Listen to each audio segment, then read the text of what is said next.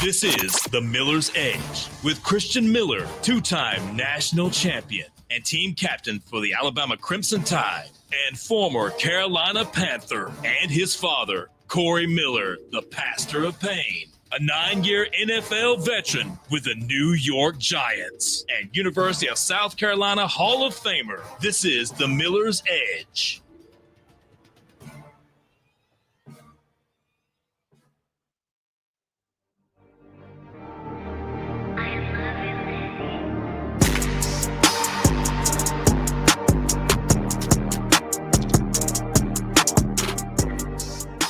And welcome into this Friday edition of the Miller's Edge, Tide 100.9, 1230 WTBC. Hope everybody's doing well. It's Friday, free for all Friday.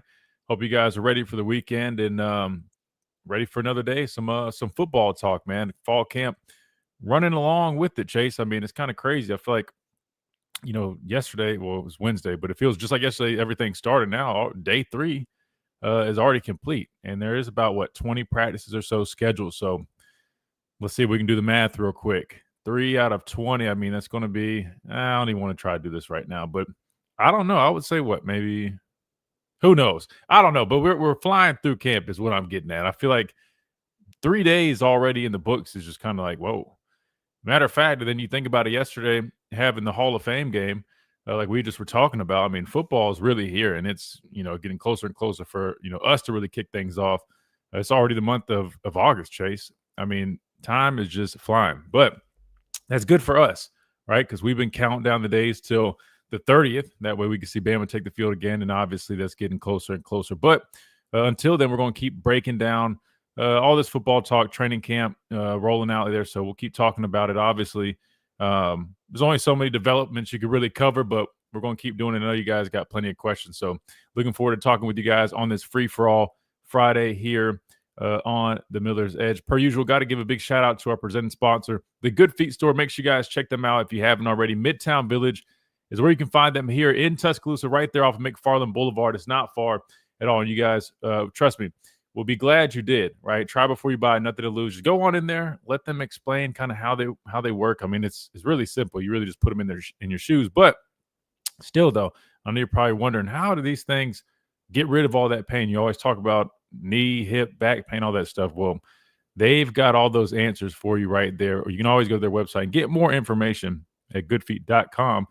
But I also want to remind you guys, we do have some stuff, that we're planning for the next few weeks that I think you guys are really going to like. So make sure you guys are, listen to the show, staying up to date, and getting informed on everything, because we're going to be doing something fun for you guys where you guys have a chance to, I'm just going to give a quick little hint, win something pretty cool. So we'll talk about that as soon as we get all the details finalized, but be on the lookout for that. But anyways, big shout out to the Good Feet Store, improving the quality of people's lives 2 feet at a time. Maybe we'll talk a little bit about the Hall of Fame game last night. This was kind of cool to see him football back. It's so crazy though, because those guys have only been in camp for like a week or so, and they're already playing a game. I never played in a Hall of Fame game, but I just know it comes a lot earlier than some of these other preseason games. So you really got to be on your P's and Q's. But per usual, you saw some interesting stuff. I think I missed like the very start, but Chase, I want to say early on, did the game start with the fumble on kickoff? Was that right? Is that when that showed up? It did. Yeah. I'm not going to lie to you. I just felt for that dude, because that's like as a returner, which I never was a returner, but I'm just telling you right now, the one cardinal sin is putting the football on the ground. And we all know those guys are out there, they're competing, trying to, earn a spot on the team. First play of the first game of the first season, or of the new season, ball on the ground. No, man, not good, man. But hopefully he can bounce back from that. But yeah, I just was like, damn, I'm already knowing how that feels, brother. I mean, I haven't fumbled a football first snap, but I know it's not a great feeling.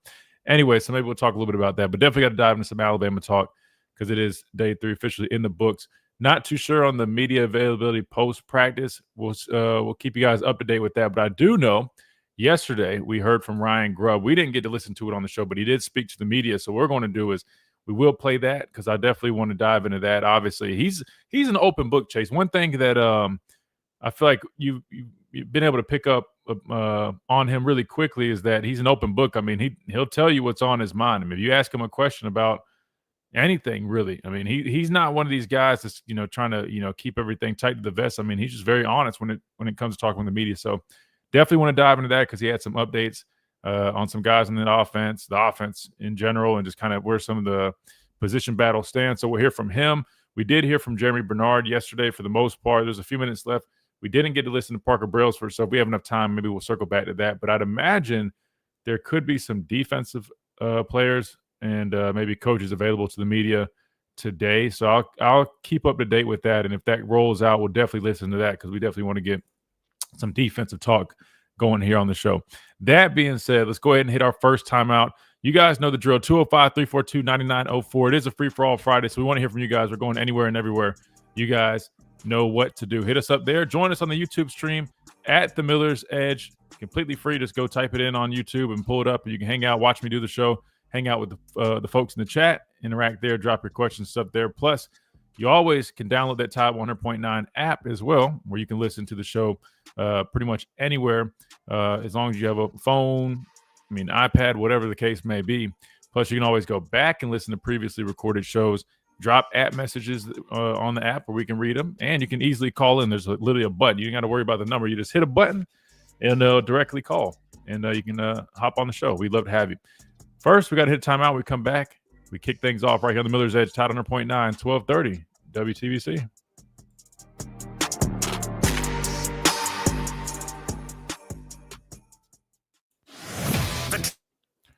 Justin, what's up? Kenji, what's going on? Happy Friday to you.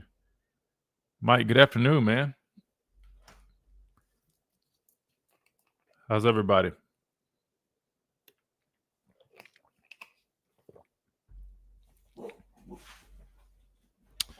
Let's see.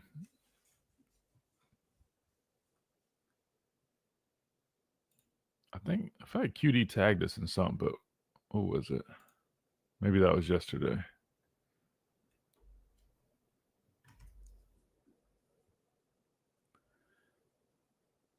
That's good, Kenji. I'm good, man. I can't complain. Ready for the weekend. I'm not gonna lie to you. It's been a long week, so I'm ready for the weekend. But I'm good. I want to see if they have. I'm not too sure. Let me see if I can pull this up. I want to say defensive guys. They normally alternate. I want to say some defensive guys might be speaking post practice, so we can play that. But I definitely want to play this Ryan Grubb. No, he answered a lot of questions. Mike, I did. I got to see some of that. I feel so bad because I always forget his name. But the transfer running back, I'm not gonna lie to you, Mike. He looks good. I don't know why I just kept overlooking him. I know everybody kept talking about him in the spring, but I think the way I viewed it, I just know with Jam and Richard and even Daniel Hill, to me, I always viewed, him coming in as like just like depth. You know what I mean? Not saying he's not going to get a lot of opportunities. I mean, at running back, you can rotate, right? But I didn't really, with Jam and the other guys just named, I kind of was like, he'll probably definitely be a good depth piece. But Mike, I'm going to be honest with you, man. He looks really impressive in drills. Yeah, Washington. Yeah, is it Dre Washington? His last name's Washington. I got to get his first name right. I feel bad. I got to be better about that, man. I got to be much better about that. But again, from seeing him get some work in some of these drills and these earlier practices, he definitely looks solid, man. I'm not going to lie to you. Because when I heard, I think somebody either asked Coach, was it either Grubb or DeBoer? One of them, I can't remember, but they asked about him. And I think they said like he might have had like some of the most strides or just like improvement from like spring to now. And I got to lay eyes on him, and yeah, he looks good. Like I said, really early right now. I'm really gonna lock in when they advance through some of this camp and really get the pads on. But yeah, he looks solid. All right, here we go. Oh, and we got my dad on here.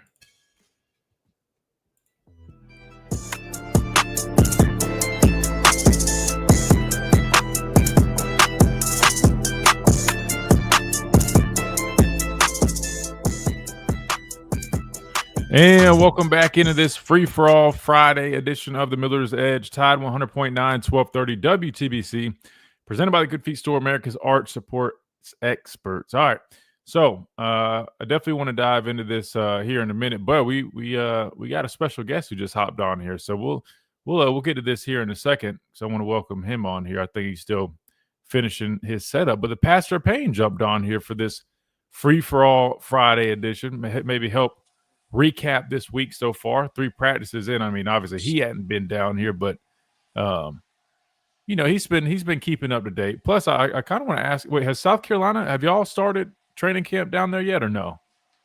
I don't think so.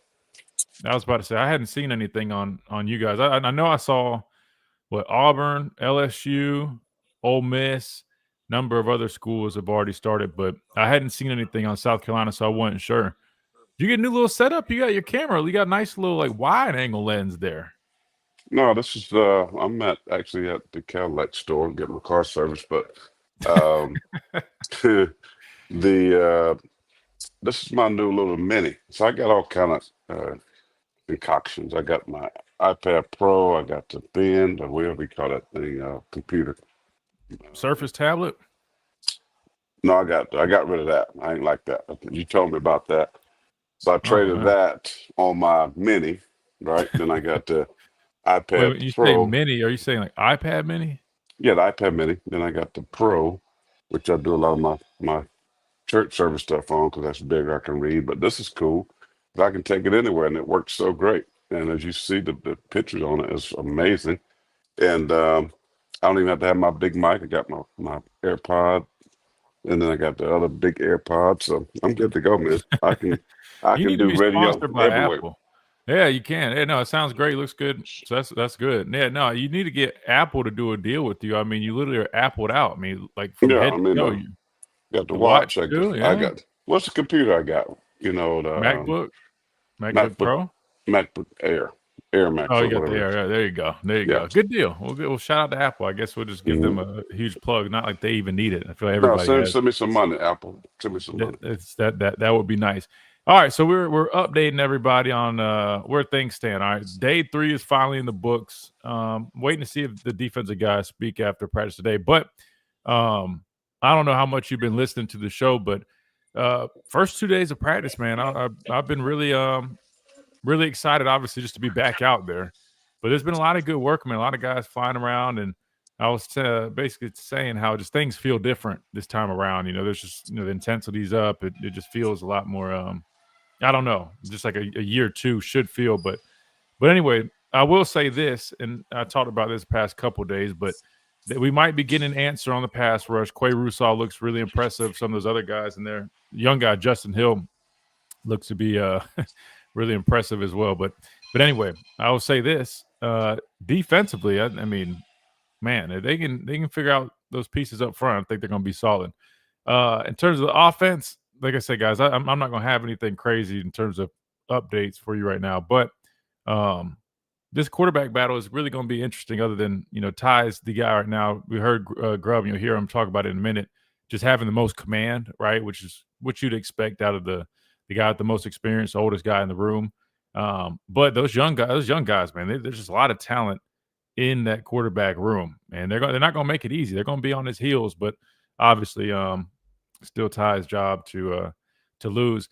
What I've been paying attention to is kind of how this receiver thing shakes out. I know we look at the front 3 guys, top 3 guys. You already know what you're getting: Ryan Williams, Jeremy Bernard, and Isaiah Horton. But I think the question I have is like, who's going to be that number 4 guy to step up? When I look at, I think Rico Scott kind of catches my attention for being that guy, but it's hard to argue. They asked they asked Jeremy Bernard about Jalen Hale, and he had a lot of praise for him, talked about his recovery, how good he's been looking back from that injury. So there's a number of guys. I mean, you even look at, Mr. Reliable Cole Adams, right? I mean, he's still there. I mean, even Latsier Brooks, who as a young guy who's looked really impressive, even through the first 2 days, just really, really snappy in and out of his breaks. I mean, you can just see the explosiveness, the athleticism, man. I mean, that guy, he's going to be a dude, man. So I'm kind of paying attention to that. I wouldn't necessarily say it's like a battle, but to see who's going to be that, and really it's not just one guy, but the next receiver to really step in behind those three guys. I think that's going to be interesting to see the development there throughout fall camp. And even the running back room, we were talking earlier, finally got to lay eyes on Washington, the transfer running back. And he's looked really good through the first few days of practice, man. He's actually really, really looked solid, just going through the drills and stuff. Really good vision, right? Just, his cuts, just everything that you'd want out of a running back. And I know Grubb talked about it, but biggest thing they're looking for too is some like the other details when it comes to, pass blocking. That's going to be important, which you're not going to know much about that with these guys until they get pads on and really start getting after it. But in terms of just the first few days of practice, what you could tell, I mean, I would say, he definitely has impressed. Ricky says Jeremy Bernard has always been wide receiver 1 in his eyes. Oh, I don't know about that. I mean, last year, Ryan was 17 years old, so obviously, the guy with a little bit more experience might naturally take a little bit more of a lead there. But I don't know. I mean, that's an interesting take. What would you say about that? Would you have viewed Jeremy Bernard as wide receiver 1 at least last year? I mean, I'm not going into this year. I mean, Ryan Williams is clearly the guy, but Ricky says Jeremy Bernard's always been wide receiver 1. What say you? I don't agree with that. Well, what's your conditions when it comes, or what's your specifications, if you will, for wide receiver 1? I mean, so if you're talking experience, yes, because the kid has played football at the time more so than Ryan Williams. But when you talk about skill set, when you're talking about big playability in games, I think Ryan Williams became wide receiver 1, and I mean, there was no doubt about that. I don't even see how Ricky can even say that or suggest that, because he was wide receiver 1. I mean, there was no questions about that. So Jeremy Bernard is a good, reliable number 2, maybe 3 wide receiver, right? He's not breaking games open. He's not some type of guy that defense coordinators or game planning. But I promise you, they game plan with Ryan Williams. And so, just on that simple fact alone, Williams is WR1. There's just no question about it. So, whether it be maybe you want to say the first couple of games when nobody knew, what Williams was all about. He was Well, still. I don't know if I would even say that. If anything, Well, the I first mean, if few you want games, I would almost argue it's the other way around. Ryan definitely was more of that guy the first half, and then maybe towards. I get what you're saying, though. I'm just saying that because nobody knew what he was about. He was a freshman. Nobody knew what kind of, what freshmen, you just don't know how they're going to blossom and how long it's going to take them to make that adjustment into college football, especially in the SEC. So, but for sure, after the first couple of games, there's no doubt who the best wide receiver in that room was, and that was Ryan Williams. Fair enough. Yeah, I mean, I get what you're saying, Ricky. I'm not saying it's way out of left field, but he says I thought about it after the UGA game. He had a freshman slump, but I do think he makes big plays. I get what you're saying. I mean, numbers wise are really close. I don't know about targets wise. I think they're kind of neck and neck when it comes to all that stuff. But I'll say this: at least going into this year, I mean, without a doubt, Ryan's wide receiver 1. In my eyes, I feel like it's not even a question. Now, if you wanted to kind of argue, different points last year, there might have been some shifts here and there a little bit. Like my dad was saying, with him being 17 years old, still kind of, figuring everything out. There's question marks in that room. I mean, Jeremy was new last year. Ryan was 17. Fair. But I think going into this year, I mean, you kind of know what you're getting out of all those guys. And really, I'll say this. I mean, I don't think it really matters at this point. I mean, I think both those guys are going to be huge, weapons for whoever the quarterback is. And then you got Horton, right? Don't sleep on him. But that's an interesting point you make there. Very interesting. Let's do this. Let's take another timeout. We come back. We got Tom on the phone lines. We get him. We got to hear from Ryan Grubb. He spoke to the media yesterday. Maybe he'll have a little bit more insight on that thought from Ricky as well. But we'll keep on rolling on this Free for All Friday after this quick timeout right here. Tide 100.9, 1230 WTBC.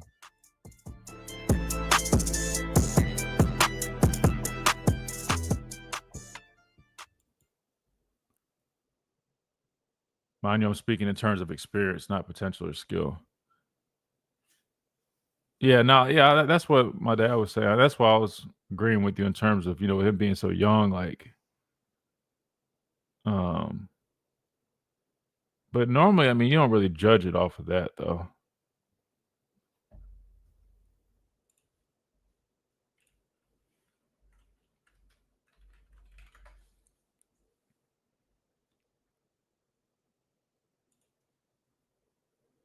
But I get what you're saying, though.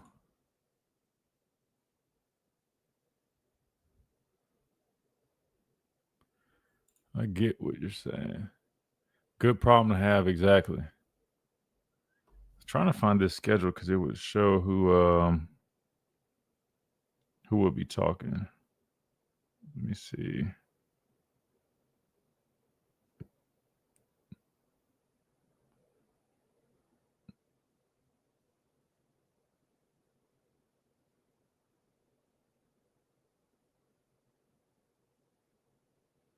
Oh, defense talks tomorrow since they're off today.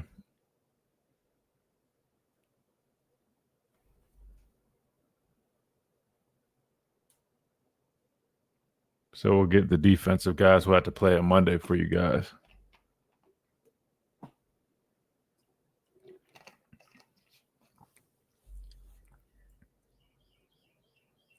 Make a name for themselves. We are here for the achievers. Who are resilient.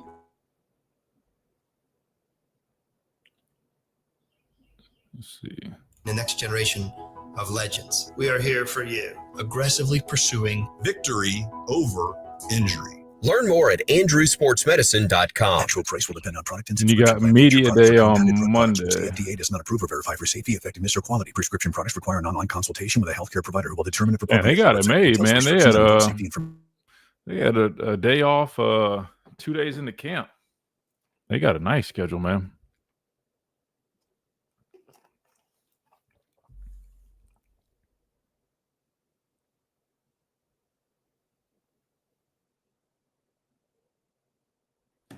Maybe we'll dive into NIL talk since we got plenty of time. There's some drops last year now. As great as you were. Yeah, nah, I mean, Ricky, nobody would say he's perfect by any means, but damn, whoops. Gamecocks start practice. They already started today. They just started today. Mm-hmm. They did. First practice was today.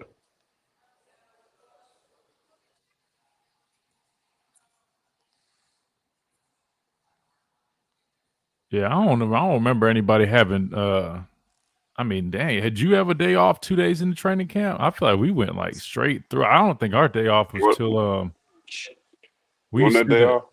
They have a day off today. Jesus. I mean, you already know they're gonna be doing walkthroughs and stuff. Yeah, they got their first pads practice. Or is it shells? It might be shells.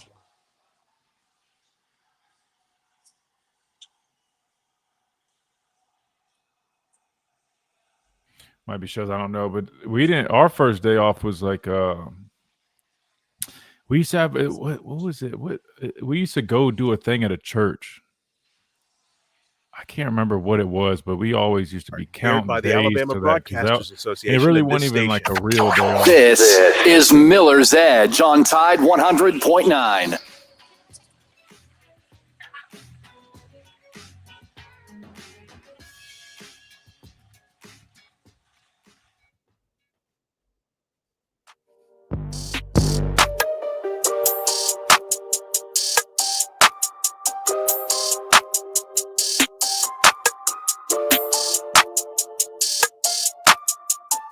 And welcome back into this free-for-all Friday. This is the Miller's Edge, Tide 100.9, 1230. WTBC, presented by the Good Feet Store, America's Art Sport Experts. So technically it is day 3 of camp, but it's there's no practice today. So what they have is, walkthroughs, plenty of meetings and stuff. And then we were talking during the break. I'm not going to lie to you guys. That's one hell of a schedule, man, because with us, I really don't think I think our first day off was like we used to do this thing where we used to go visit a church, and like we'd have a couple guys speak, but I can't remember what exactly it was. But anyway, that we knew like that was a day we always looked forward to. But that was like almost 10 days in the camp, if not 2 weeks. And I'm not gonna lie to you, just seeing that they got a day off, 2 days into it, man, they better be thanking Coach DeBoer and whoever comes out with that schedule, because that's getting shown some love. Now, to be fair, they got some really good work in the first 2 days, right? And like I said, I mean, I went over everything that we've already touched on, what you could probably tell from those first 2 days. But the good news is, when they take the field tomorrow, it will be a padded practice, meaning we're really kind of getting into the swing of things, which I'll definitely be up there for that. I always love seeing the first day in pass, because that's the day where everybody's hyped up. Everybody's, doing all the rah-rah pre-practice. And then it kind of starts dying down from there because everybody starts getting hit with that heat bug and all that stuff. But anyway, so it should be exciting tomorrow. A lot of guys probably going to be getting after it. But anyway, they definitely got thrown a bone by having today off. But when I say day off, let's be clear. They still have meetings. They're just going to be meeting a lot, have walkthroughs, stuff like that. They're just not having a practice. Yeah, but the bottom line is it's just where we are today in all sports, especially football. As we got to be careful with the heat. You can't play like high school. I was talking to a high school coach the other day. They got a set temperature.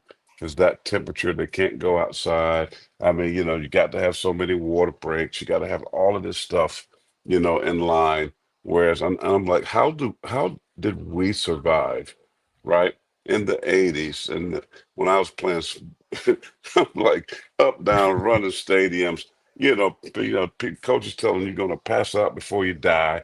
I mean, but we were okay. Well, here's the thing.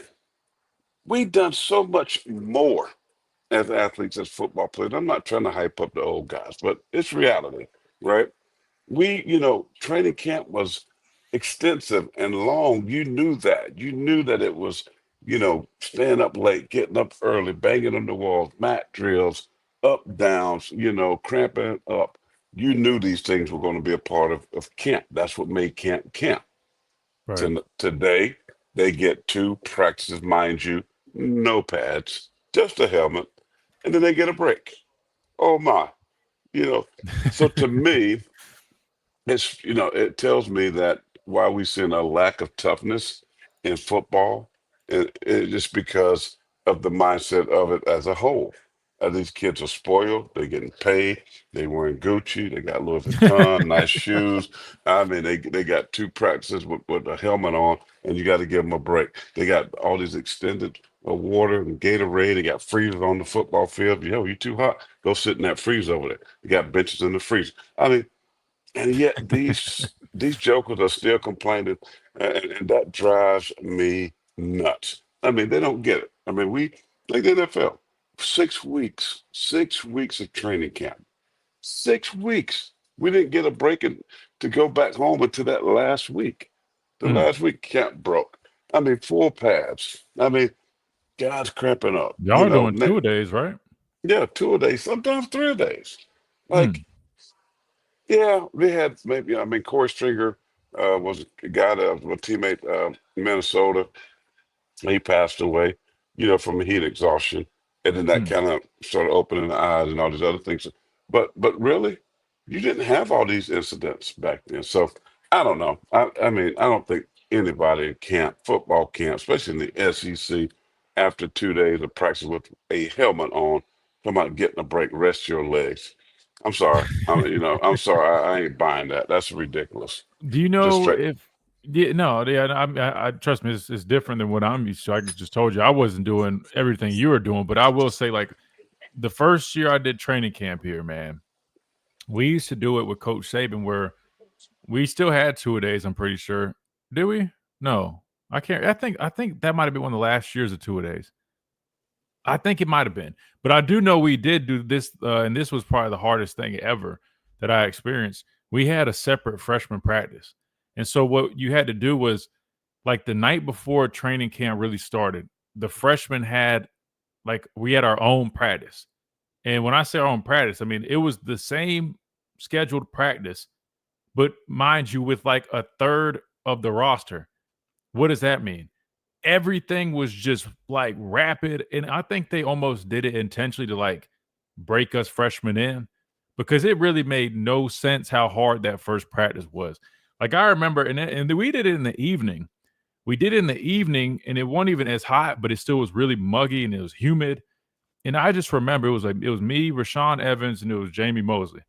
And then we had one walk-on in our group. I think it's Bo Grant. And I think that might have been it. So it was like 4 outside linebackers. So obviously go 2 and 2.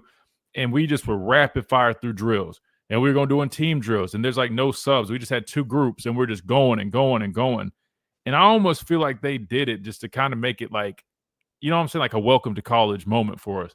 Because I remember getting back to my dorm that night and just thinking in my head, I'm like, bro, I got to do that for the next 3.5 weeks, and then even have like 2-a-days and the weight, you know, lifting weights right after practice. I'm not gonna lie to you, I was really thinking twice about playing college football after my first freshman practice. Now, granted, we didn't do that anymore after it was just that was like the last year of that too, I believe. But you're right. It seems like it is getting lighter and lighter and lighter on the guys. But I'm not going to be that guy to just make it seem like, oh, because I feel like every generation does that. They think the next one is just soft. I mean, which is definitely different. But maybe there's reasons for it. Like you said, like, I mean, the heat is a real thing. I mean, we have seen instances. I remember we were running 110s and we had a guy, Josh Casher, he just collapsed. Like we were on like 18? And he was just running and he just fell like flat on his face. That was kind of scary. But they just carted him off. And guess what? We just kept running. We like watched our teammate get carted off. Next, we don't even next guy up, bro. I mean, I'm like, yo, is he good? But yeah, no, it is different. Like I feel like it is a lot different. But I'm not gonna lie to you. When you do think about it, like these guys have it so good. Like I don't even know if they know. I mean, like 2 days, day off. The money that they're able to make. I mean, they golly, man. Matter of fact, here's this picture. Jamie had posted this other day. That picture. This is from that first my first ever practice here. I was rocking number 34. You see Rashawn Evans, there's Jamie in the background. We had Coach Thompson. That picture right there, when I tell you, at that day made me even like I was second guessing if I actually wanted to play football. I'm not even lying to you. Jamie said he called his brother CJ, was like, I don't know if I can do this, bro. No, you said that. No, I said it too, but I'm saying Jamie called his brother and told him that. And I was sitting in my room, our room's right next to it. I was doing the same thing. Hell, I was on the phone saying, like, I don't know if I called you or who it was. But I just remember saying, like, bro, this might not be. No, you called me. I don't know if I can do this. I don't know if I can do that. I'm not gonna lie to you. I don't know if I'm built for this. Yeah, I'm telling you, because I was like, bro, this like Spring Valley High School, Coach Aldridge is tough. But I'm like, when I got to Alabama, that first freshman practice, and then to make it worse, the next day, see the older guys practice in the morning. Actually, no, it might have been that same day before we even did our practice. That was when I saw Denzel and like everybody. He just came into the locker room like because we had different schedules from the vets before they put us all together. And he like full pad, helmet, and everything. He just collapsed into the cold tub. He didn't even take his shoulder pads off or anything. And I remember we just like looking at this and we're like, bro, where the hell are we at? Like, I'm like, this is not what I envisioned. Like when they brought us on these recruiting trips, they didn't tell us about dudes collapsing in cold tubs with pads and helmets on. They didn't tell us about separating us for, freshman practices and like setting us drill after drill, not trying to give us water. Like I was like, bro, I feel like I'm at Fort Jackson for boot camp. Like I just enlisted in the damn military. Like this ain't football practice. I'm about to get shipped and deployed. I'm like, what? I don't want to do this. But no, I'm glad I stayed the course. It teaches you character. I'll say that, man. I mean, that was one thing about us. The reason we were able to be tough on game day is because, boy, they whooped our ass every single day in training camp and in practice. To the point where when you played other people, you just were glad to put it on other people. I mean, like, I was so tired of going against my teammates, I couldn't wait to go beat somebody else up for. That's why I laugh when you. And I'm sorry, callers and listeners and YouTubers, but this is why I'm hard on them sometimes when they try to tell me about football and about what the guys should be like. Like yo, you have zero clue of. What you got to go through and go through to get where you need to be. Like the devastation of training and the beating up of your body, but you get all these experts that never put on a pad, that never played played high school where everybody makes a team. And get your watermelon on the sidelines and Gatorade, and you Come good. on. Mama can bring you something to drink, and then you sit there and you want to you want to be an expert when it Come comes to on. this game.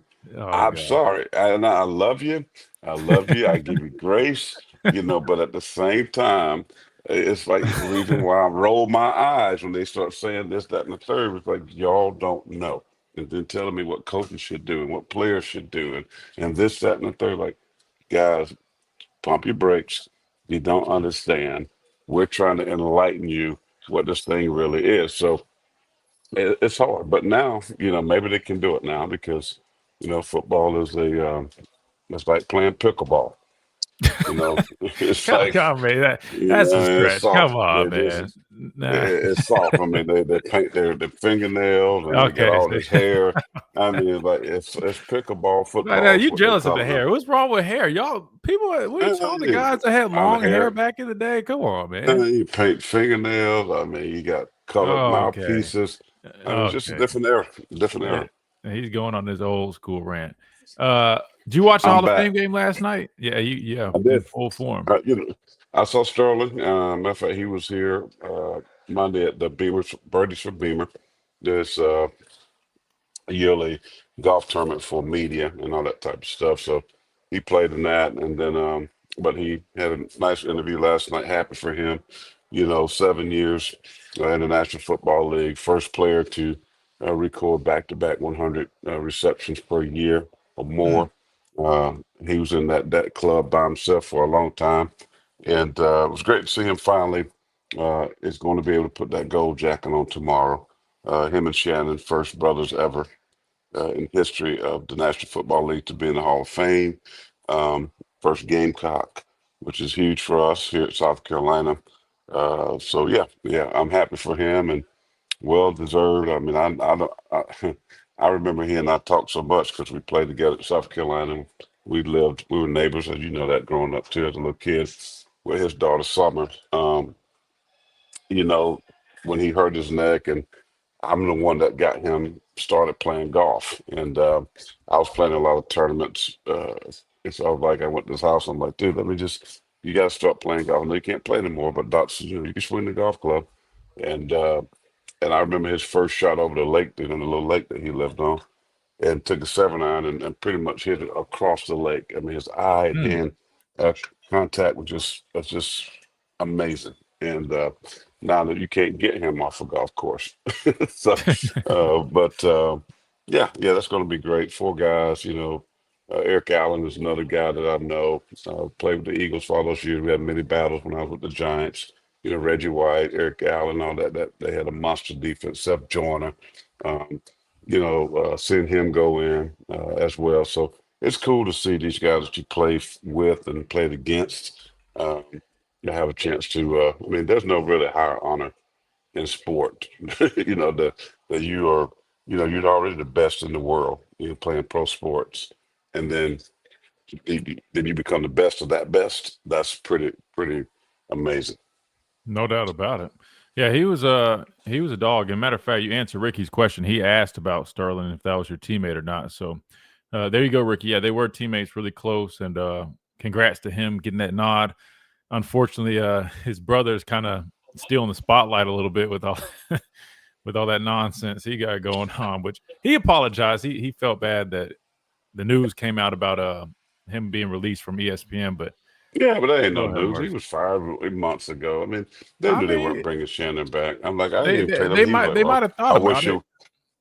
So he was like, I wish it would have came out on Monday. Like, dude, you fired him. It's like, they're gonna honor your wishes. You know what I mean? Like, hey, can you wait till Monday because my I brother mean, gonna be in the Hall of Fame? they Like, could have though, low key. I mean, what would it have hurt them? I mean, like why? I he mean, was he was already fired. I mean, it's like it's no news. It's not stopping anything. They ain't like they're gonna be at the Hall of Fame asking him about why he's not with Stephen A anymore. I mean, that's over. Like, but get he's over. saying like just don't release it until Monday. That way, No, his brother we all knew it that. didn't take away from his brother. I'm just saying, yeah, we knew it. That's what he's saying. He just maybe not officially release it until Sterling had his his time. It's not taking away of anything. I mean, like, dude, you were stupid, right? You were saw this little 19-year-old girl on Oh, videos, and Jesus. you're gonna pay her 25K per whatever he said. And I mean, like, come on, man. I mean, like, you're almost 60 years old, right? You know better. You're from the country, Glenville, Georgia. I mean, Shannon, my boy too. I mean, Shannon, we train together all season. Shannon used to come to Carolina when Sterling was here. I mean, he'd be in our dorm, and he was at Savannah State. You know, they didn't really have nothing much down there. I mean, so he'd come up to the University of South Carolina and hang out in my dorm. Sterling bring him up, and he would drive Sterling's nice ride. You know, things like that about Savannah State. And so I've known Shannon for over 30 years. So um, we Was he worked out doing and all those trained. damn So, analogies back then? Did he always talk the way he talks about oh yeah, all them yeah. them grandma My analogies? grandma, you don't Yeah. know, you know what I'm saying, man. And my grandpa said, you know what I'm saying. So it's just like he just talks a little bit better than he used to, because he used to be like, yeah, it's pretty bad. But Sterling was always, you know, his etiquette, and he was just really, really good. You know, Sterling was in the media. Matter of fact, Sterling taught me uh, about media. I mean, I used to go to ESPN events, Super Bowl. Sterling would bring me, so I knew all the set, Chris Berman, all these guys, Tom Jackson, you know, the old school, you know, Countdown. Those guys that started. I mean, I was with them, and I Stuart Scott. I mean, like I that's how I learned. I learned about media. Sterling helped me, like he talked about with last night, who was the announcer with Chris Collinsworth. Drawing a blank here, but he was saying like he spent a couple hours with him. And that's what you do, right? You help the next guy, and Right. so But he Sterling was stopped always doing it good with though. that. He didn't he got out of the Well, media though. well, sometimes you can think. The Bible said, "Do not think more highly of yourself than you ought." So Oh. sometimes you cannot price yourself and think you're Mm. just too good, and that these seven figures that they're paying you, you worked a lot more than that, and then you make a stand. Well, I ain't, you know, gonna perform if you don't pay me X amount of dollars, and so that's kind of what happened with him in TV. He Mm. outpriced himself, and you know, so all they're gonna do is look. There's another young dude coming up, getting ready to retire, with a bigger name now than you. So we'll hire him. You know, we'll hire the next Michael Strahan. We'll hire the next Ryan Clark. You know, you're not bigger than Disney. You know what I'm Mm. saying? Or Fox. I mean, you just no matter how good you are, you're not bigger than these big time entities. Fair enough. Fair enough. We only got a couple minutes before we hit this top of the hour break. I was going to get Tommy on here, but he's not going to have enough time. So I'll wait to this top of the hour, then we'll get him on here. But I was going to ask you your thoughts. I didn't know if you saw this, but a lot of Bama fans a little upset yesterday. There's Really? yeah, no, not with the team or anything, no, but it was about recruiting. And what happened was there's a top rated kid out of Mobile, I believe. I think St. Paul's, where AJ McCarron might have went to high school. But anyway, he's a 5-star edge guy. A lot of people were expecting him to come here. I mean, you know, why wouldn't he, right? But ended up falling in Oregon's hands and committed to head out west to be a Duck. And a lot of people are upset about that. I just want to ask you, I mean, I don't know if you saw some of the new news now that, you know, originally they came out with the new legislation with the whole with the revenue sharing was supposed to be like a salary cap, kind of move away from the collective side of things. Now they just announced that collectives are going to be allowed to go back to paying guys, but with limitations. I'm just going to be straight up. I mean, I heard he was getting a pretty hefty offer from Oregon. Any thoughts on just that whole deal with where we're at? I mean, do you feel like it was kind of almost not a waste, but like in my mind, I'm kind of confused on like the whole revenue sharing, which I get like that's because these guys are helping bring the revenue, but at the same time, like what was the point of establishing that for the parity side of things if they're just going back and I guess allowing collectives to still be collectives and do what collectives do, which we all know is really just paying these guys to pretty much play. I just didn't know if you had any thoughts on where we stand with all that. Yeah. Well, not so much. I mean, listen. I mean, you talking about Anthony Tank Jones, the guy you talking about, number two, edge rusher per ESPN. Uh, Mhm. Listen, It is what it is. I mean, listen, we know what they can talk about all this other stuff. Money going to talk, and there's still ways around these, with NIL to what you were just mentioning, as far as how much money they have to spend on these athletes. There's ways. I mean, Oregon has a lot. You talking about Phil Knight? Let's not forget when you got Phil Knight, the owner of Nike, as one of your boosters. And you talking about, listen, Dan Lanning is sitting there like salivating because they're going to always have money to buy and get whoever they want to. I mean, they got what's stopping them from can't he just, let me ask you this. I mean, can't he just hypothetically say, all right, I'll sign you to a Nike deal and he can decide however much he feels like he wants to sign. Give him what he wants. Yeah. So that's what I'm saying. So you're talking about the breakdown of money, but when you got Phil Knight and Nike, you get all this free Nike. Come on, these kids about the fits and the shoes and you get all of this, man. You're giving your family stuff. Oregon is in such a phenomenal position to where they can get the upper echelon of these athletes that they want. No, I mean, they're going to get their fair share. I mean, and Alabama going to lose out. I mean, what does Alabama got to offer this kid? Some barbecue and some coleslaw, Okay. I mean? Hey, come on, man. Look, we're competitive. Don't get me wrong, but we aren't going to sit there and play the bidding war game with people. I mean, I know that for a fact. We got more. Don't try to play. Don't try to play. We got some. It's some good barbecue now. But there's a lot of players. The question is, can your boy Taj Lapoy out there, right? He's still out there in the pros. No, he's out there. The Taj Lapoy, D coordinator, getting guys like this. What is the defense?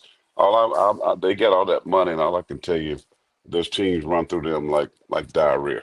I've seen that on film. So they getting great players. They still not really. It's not transferring on the football field. So, listen, there'll be another guy. I mean, he chose them over Alabama, Texas A&M. Two highly thought of programs. So we'll see. And then you never know what this kid's going to pan out to be. These kids are getting all of this money at 18. I can't even imagine. I mean, coming from nothing to becoming a 7-figure guy right out of high school. I mean, here's my problem. When I'm going back old school, when we came out, you had a hope and you had a dream, right? You were thankful for an opportunity to be able to go to college for free because you knew that your family couldn't afford to send you to college. Football or whatever said sport you're in gave you that opportunity. And you were very thankful for that and blessed by that. And, of course, you had the big goal to play NFL or whatever it is. You knew that was a long shot, but the school gave you a chance, right? They had the weight room, they had the national television, they had all the things that you needed to get there, and you were thankful. Well, now if you got $1 million, you've already pretty much made it to a degree. What's your drive going to be? How much desire, how much passion do these kids really have now? Do they really care? I don't think so, because they're getting all this money, and if they're not happy with said school, they go to the next school and they get more money.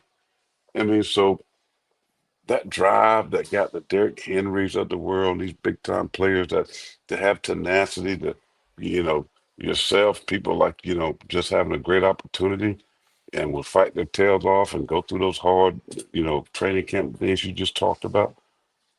I just really believe that's taking a nosedive, and these kids are not as thirsty and hungry like they used to be good, to be great.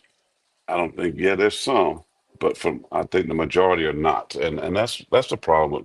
I like that they're getting paid, but I think it needs guardrails. Many guardrails. I mean, I thought that was the whole point of all the stuff that they've been working on with the revenue sharing. I mean, nothing changed. Didn't Trump? That's why when Trump just came out with that legislation that was like Save College Athletics bill or whatever that's why I said I'm pumping the brakes, because at this point it seems like we take one step forward and two steps backwards, and that's literally what it feels like. But you can't fault these kids, man. I mean, look, if you're getting a 7-figure offer, man, who knows what other incentives they're throwing at you. I mean, at that age, I'll just say this. what I think what bothers me is I feel like we're at the point where like in the NFL, there's no such thing as half the stuff that these kids get in college. If I was going back in time, I would stay in college as long as possible. I mean, the stuff I'm hearing that these kids are getting offered, they don't offer, housing incentives in the NFL. They don't offer you the stuff I've that been in these kids college get. 12 years. They be on ESPN like, this is his 12th year. I sprained a couple of ankles, break a couple of toes, be on IR about every other year. Play 1 year, then take a year off. Play 1 year. They just keep getting that cheddar. I don't blame them. All right, we got to hit the top of the hour break. When we come back, we got Tommy from Romulus. We still got to hear from Ryan Grubb. Keep recapping the first 2 days because, again, today, no practice. They've got an off day from practice. Still got meetings and whatnot, but they'll return to the practice field tomorrow for their first padded practice. Defensive media availability post-practice, so we'll have to get to that Monday. But hour number 2 will be coming up right after this quick timeout right here, Tide 100.9, 1230, WTBC.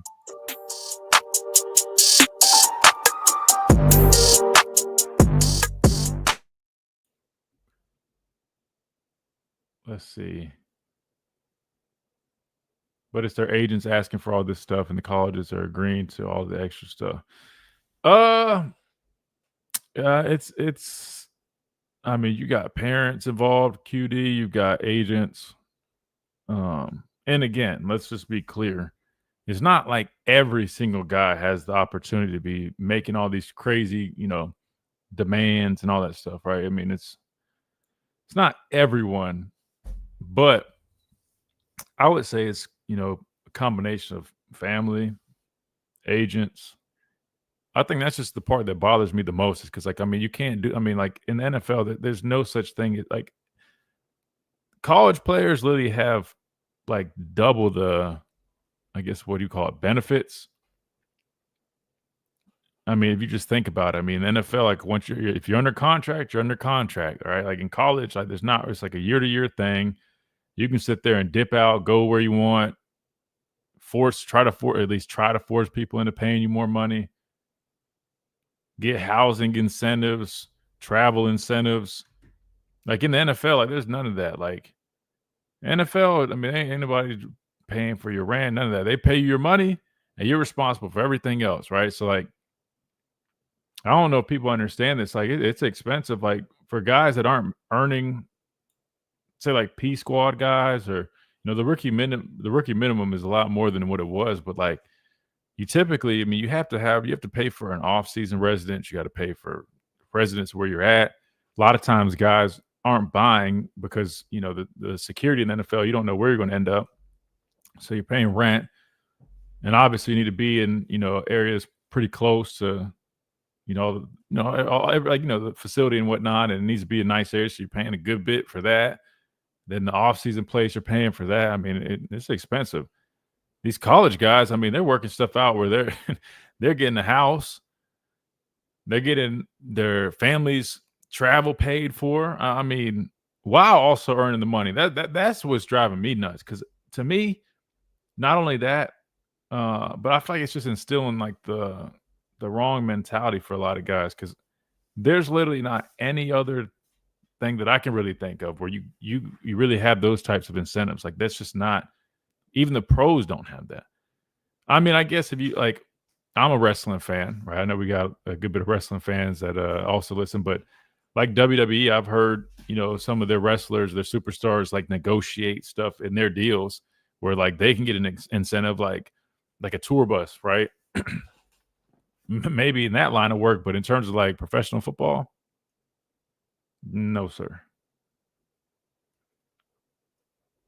NFL contracts are made public most of the time. Why are these NIL contracts not?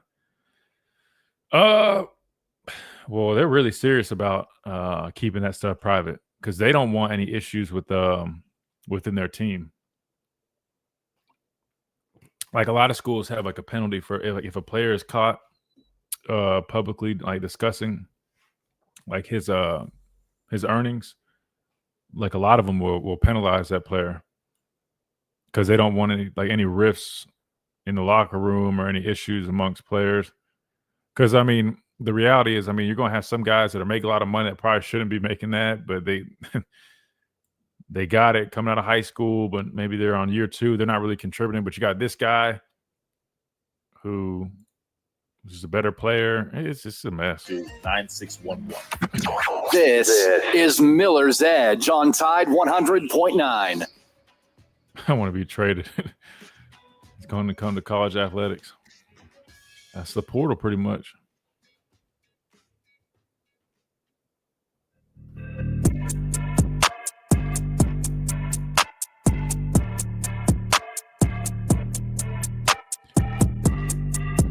And welcome back into this free-for-all Friday edition of the Miller's Edge, Tide 100.9, 1230 WTBC. A little bit more of a laid-back day today here. No practice. Today is no practice. Actually, I'm not going to say an off day because it's not an off day, right? It's not like they got their feet kicked up playing the new NCAA video game. Meetings, walk through all that stuff, but weight room, but no practice. So we're kicking it. We're hanging out. Looks like he's still at the dealership hanging out while his car is getting serviced. Mine's got to get serviced next week, I think. You got an Elon Musk car, though. Elon Musk, whatever the guy name is. I do. And so I can't just I had to literally schedule it like in advance, and it's driving me nuts because the AC is like inconsistent because it's something with like the battery, but it's causing like the AC to like fluctuate, and it's way too hot to be fooling around with that. But anyway, we're talking a little bit about this NIL stuff. And I see we got some questions regarding it. So we'll kind of dive into a couple of these things in the chat. Just we're talking about that during the break. And Tommy, we're coming to you. Just give me 2 seconds. Mike said, I honestly thought we would see more kids getting into trouble once they started getting large sums of money to play college football. Do you feel like we've seen a rise in the number of issues off the field with players? I feel like it hadn't really been anything drastic. Honestly, I feel like the Georgia stuff was that was during the early years of NIL, right? I'd argue it's probably, knock on wood, I feel like we've been really, really solid here. I don't want to say that out loud. I feel like, but you get what I'm saying. I mean, I think that's a product of the culture, though. I think that all goes back to the culture. It goes back to the coaches, the culture, the type of players that you're bringing in. How they're managing that, the resources that you put around these guys to help navigate this whole thing. I mean, don't get me wrong. I mean, these dudes, the parking lot nowadays, I was there the other day and I'm like, bro, this is almost better than the NFL parking lot. Only thing it was missing was like NFL parking lot. You'll see a couple more, what do they call? Like the Rolls Royce, you know what I'm saying? You'll see a couple of those, maybe a McLaren or something here or there. We're not quite there yet, but it's pretty damn close. I mean, these dudes are they definitely are riding in style. Let's see what else we got. QD used says to have all those charges, when you went to school. Yeah, there was a lot. Yeah, they've upgraded, man. They've upgraded. It's a lot more Mercedes now. TRX, I'm not gonna pocket watch. Anyway, QD says, so who set the market? The recruiting services? ? Can a 3-star ask for a crazy NIL deal like a 5-star? It's like a cloak of secrecy on what the kids are being paid. So the market is set just kind of how any other like the NFL market. When one guy gets paid something, I mean that kind of resets the market, right? So basically, even though like these numbers aren't public, the people behind the scenes know what the numbers are. So like the GMs, the coaches, the recruiting staff, anybody that's involved in those workings, they know what these numbers are because the agents are discussing it. Does that make sense? Mm-hmm. So what happens is an agent will say, hey, I got this quarter, and these guys have like a list of guys, right? They have a list of guys. It's not like they just have a couple guys that represent.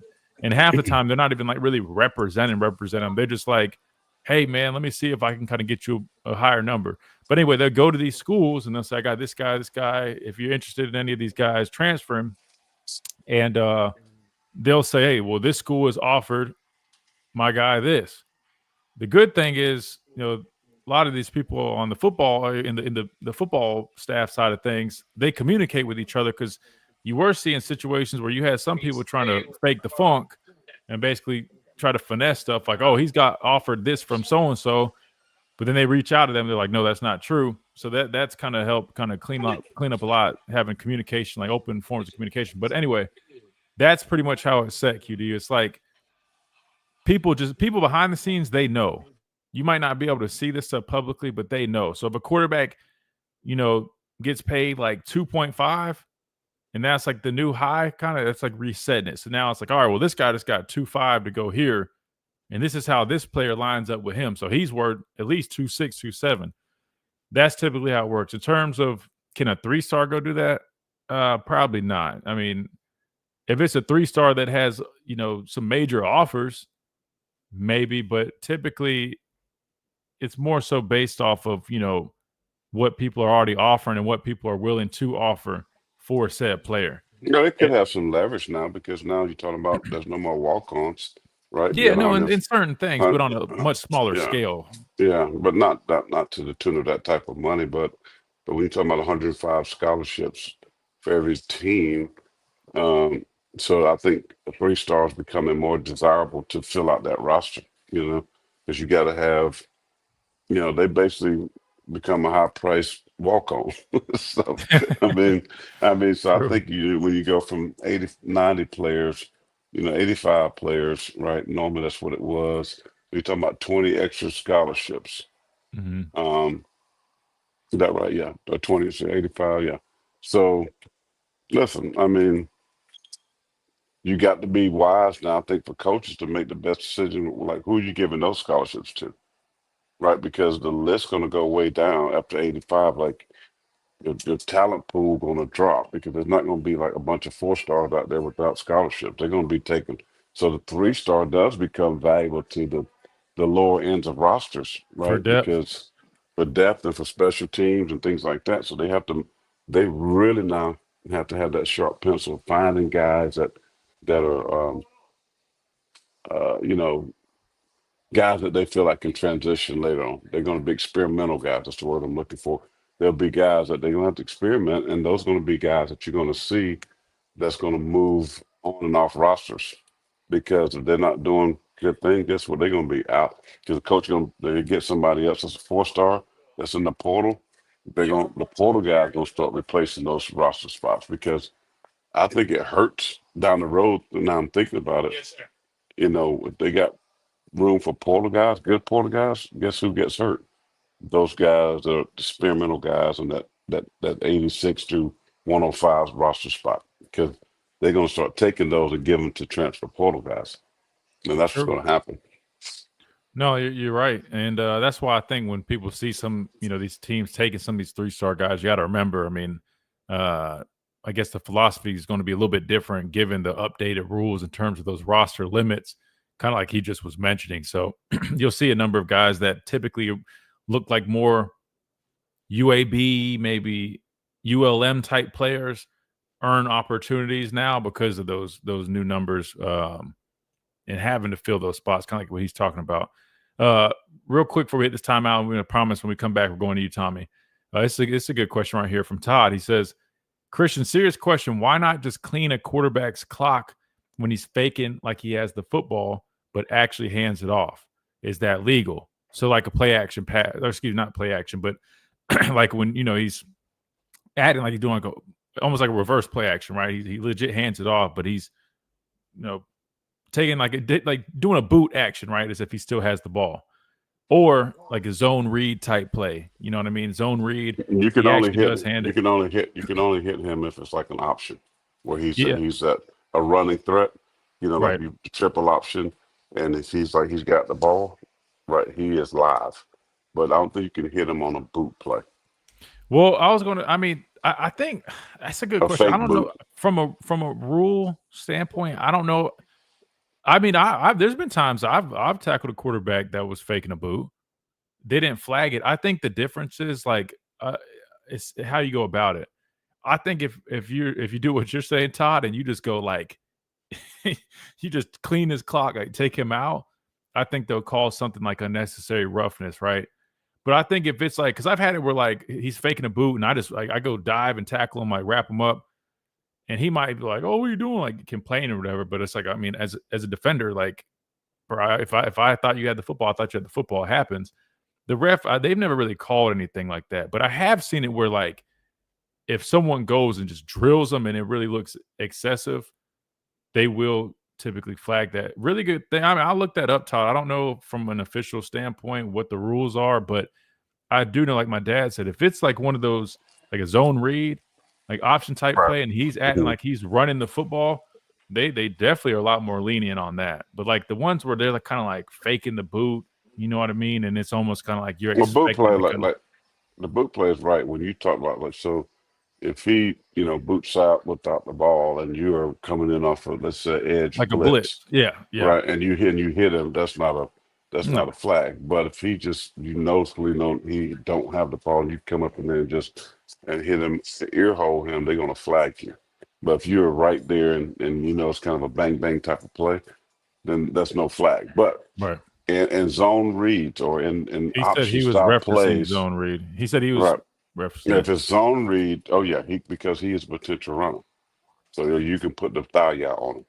No Matter doubt. of fact, that and we used to have, and I've taught about this before, but we used to have that kind of like we used to basically like switch things up the way we played those zone reads. Like the base way of playing it would be like sit and feather, right? Where you close on the hip of the tackle, you close that space, right? That way you can always fall back on the dive. You're not a dive player, you're a quarterback player, but you at least close that space. That way there's not a gap for that back to hit. And then you take the quarterback, right? You feather, right? And you play them inside out. But we used to switch it up just like everybody else does to play things differently. And sometimes we'd say, all right, you're the quarterback player, but just go smoke the quarterback. Like you just go force the quarterback knowing that he's going to immediately hand it off. Then we're going to, anticipate, it going to the dive because the quarterback player, we're forcing the issue. On a situation like that, yeah, Todd, I mean, you technically can because you're forcing the issue. I mean, one could argue you're trying to beat it before he even, hands it off. They can't flag. So, yeah, I mean, you can send. I mean, I remember Will Anderson. They used to send him in on stuff like he's just blowed up. There's a couple of times he tackled the dive and the quarterback, and it probably was on one of those calls where they wanted him just to straight force it. Normally, you don't play that technique. You're sitting feather. But when they called those, I don't know what they probably changed the name, but he would just blow it up. Yeah, you could probably get away with that. But obviously, with the rules, just don't hit him on the crown of his head or neck up. You definitely will get flagged.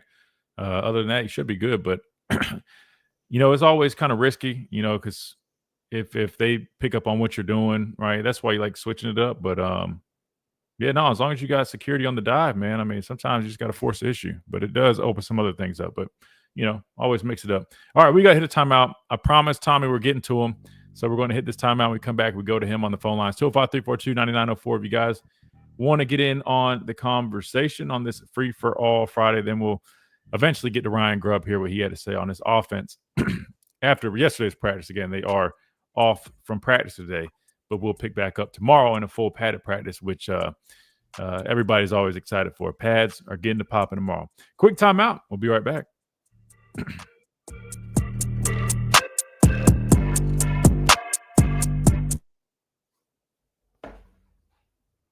Tia, you took a break to watch Love Island? You're telling me you missed the first couple of days of camp. Love Island, I thought, did they not end like weeks ago? I feel like they were talking about like announcing winners like weeks ago.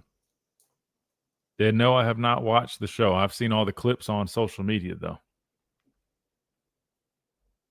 Nothing against anybody that does watch Love Island, but I'm good on that, man. All the clips I saw, I don't I'm good on it. I feel like every clip was just them having some twerk contest or something crazy. I just watched your boy Anthony Tank Jones. You watch his highlights? No, I just watched him on Pat McAfee show. Yeah. I mean, look, Bama fans, you're not missing nothing. Chill. No, I ain't felt nothing in him. Listen, he's going to be another Jordan Birch. He goes to St. Episcopal. So? Yeah. I mean, he in there with the sprayed on fade, and he ain't played against nobody. I'm sure he has measurables. You ain't missing nothing. Promise. He ain't no dog. I disagree a little bit. I'll say this. He You ain't missing Listen, he's intriguing though, because he's like 260 right now. He moves well, and I was watching there's some not tape, but it was like some clips of him I guess I don't know, like during like some fall camp practice or something. I don't know, but I mean, he's got a lot of potential. You could tell. I mean, he's definitely got a lot of upside. But he's going to grow into a bigger. I mean, he's 260 right now. I mean, he's going to probably be 260 right now. He's gonna be 275 he's gonna be a 5 technique. Yeah, exactly. That's why I was saying he probably would have grown into like that LT Overton type deal. Good player though. Ain't not wrong. I mean, I get what you're saying though. I mean, sometimes when those guys go out there, it's nice, you know. But I mean, he got Tosh to work with. Tosh will do a good job with him. I think they'll be fine. I mean, he seemed like a good kid on the thing. You know, he's talking about his family, the people around him. That's what I'm saying. He's a nice guy. You just don't think he's got like that dog. I mean, I don't. He ain't got no roof. Noah. I can tell. I can tell you that already. I'm looking. This is Miller's Edge on Tide 100.9.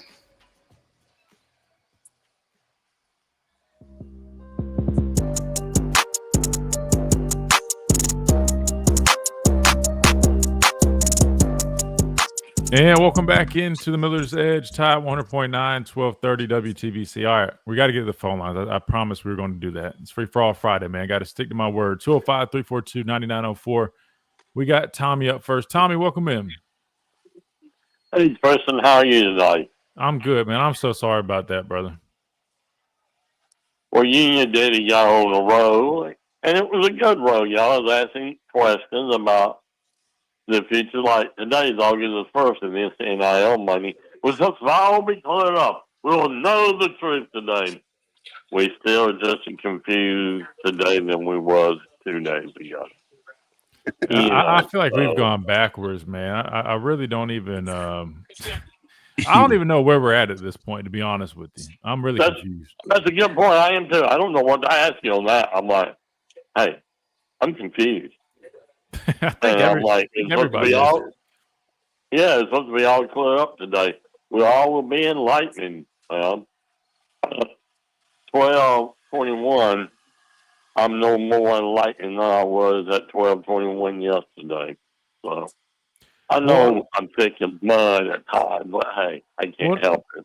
Well, I'm looking at this. I mean, you got a statement from the College Sports Commission CEO who says the College Sports Commission will enforce the settlement as written. Pay for play will not be permitted. And every NIL deal done with a student athlete must be a legitimate NIL deal, not pay for play in disguise. Which again, when I heard about the whole committee and all that stuff, the deal's over $600. That's why I was excited, because I'm like, look, you got to legitimize, make legitimate. We'll just go with that. I can't speak right now. NIL deals. There's no more of that crap. But now they're kind of rolling back a little bit, and it seems like the schools now will have the luxury of quote unquote doing deals in a limited fashion, but which I don't understand. I'm confused on why they just rolled that back in there. I don't know what happened. Well, see, the word that bothers me is unlimited fashion. What does unlimited fashion mean? I mean, as good as mine, man.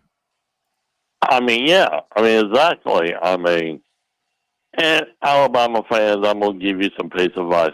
Don't worry about the kid from Mobile going to Oregon. It's fine. He might be the number 2 overall pass rusher in the country. We needed that. But, you know, if he can get the money, take the money. He's young. And you know what? I tell him, he didn't go to an SEC school. Only time we have to worry about him when we get in the playoffs. We got to make the playoffs first, okay? So don't worry about down the road, okay? I wish the young man all the best. That's Absolutely. all you need to be. So that's all you can do, man. All you can do. Well, yeah, I mean, it's decided to go a different part of the country. I understand. I mean, it's, you know. Well, and here's the other thing that I think people got to at least be aware of, Tom. I mean, this is a commitment. I mean, signing day is not till December. And I'm not saying this like, oh, get everybody's hopes up. But what I will say is a lot can change within that time frame. And when you're talking about a guy going out all the way to Oregon, correct me if I'm wrong, but a matter of fact, we watched a video of another top defensive end that jumped in the pool with Dan Lanning. They made a splash, literally together, diving in the pool, announcing his commitment. And it was like not even 2 weeks later, he ended up decommitting. I'm not saying that's going to happen. I'm not saying everybody should get their hopes up. But what I am saying is be careful, Bama fans, before you go trashing the guy online. Not saying I even really saw that, but just a heads up, because you never know. Because, he might start thinking about it a month from now and say, damn, man, I kind of do want to stay closer to home. But I'll tell you one thing, though, they might be a little bit harder for him to rethink that. Or it might be easier to not even rethink it if he's looking and seeing a lot of people trashing him, bashing him. Because I just know once I saw that hate from those folks back home in South Carolina, I didn't even really want to go there. But it kind of solidified. I was like, yeah, that's cool. That tells me everything I need to know. So maybe but fan bases are crazy. I mean, they take it personal, and they shouldn't. It's a young 17, 18-year-old kid. He's not a man yet. He might think he's a man. He might can whoop this 64-year-old man. But, hey, it's okay. I mean, they make decisions. You learn from your decisions or from your mistakes. So I wish them well. I mean, you know what? Yeah. Everybody get upset. I won't name names, but, oh, man, we got to have this one. Oh, man. We got the class is going to go down the tube. We got to have this class. So I said, we got to have this. No, we don't. No. They not end the mall until December. So a lot can happen. It's August the 1st. We got 4 freaking months. You got plenty of time, Tommy. You got plenty of recruits already. I mean, look, I'll say this. I mean, people got to understand, man. It's we talk about next man up on a football team. It should be even easier to say that when it comes to recruiting. Like, there's not going to ever really be one guy that it's like, oh man, you don't get this guy just train. I mean, that might happen every blue moon. But I'll be completely honest with you, man. Like, I watched this tape. He's got a lot of upside. Probably going to be a really good football player. But there's plenty more people out there to go after. I think the guys, we got a couple of decent guys right now. Now, obviously, I will say this. I do think we need to get back to landing those big, heavy hitters in terms of at the defense, on the front seven, defensive line type guys. We haven't been landing those guys at the same frequency in the past couple of years as we did before. I still stand on that, but we'll still survive. I mean, it's not. It's. Listen, here's what you got when you're talking about recruiting a kid. Obviously you're looking at the measurables. He's long. He's got length. He's rangy. He's got good footwork. He can run. Right. He's an athlete. I saw him. I just watched some of his tape. He's playing on the other side of the ball as a wide receiver. So he has all of that. And then as a coach, you're looking at that kind of kid, and you look at your weight program, your nutrition program, and you're saying what this kid has the potential to become, right? If I'm looking at him and he's 230, 240 now and with no fat, right, in a real big time program, Oregon, Alabama, he's going to be 280. I mean, this kid's going to be a huge kid. So I'm not right. So I'm not going to project him as a edge rush speed guy.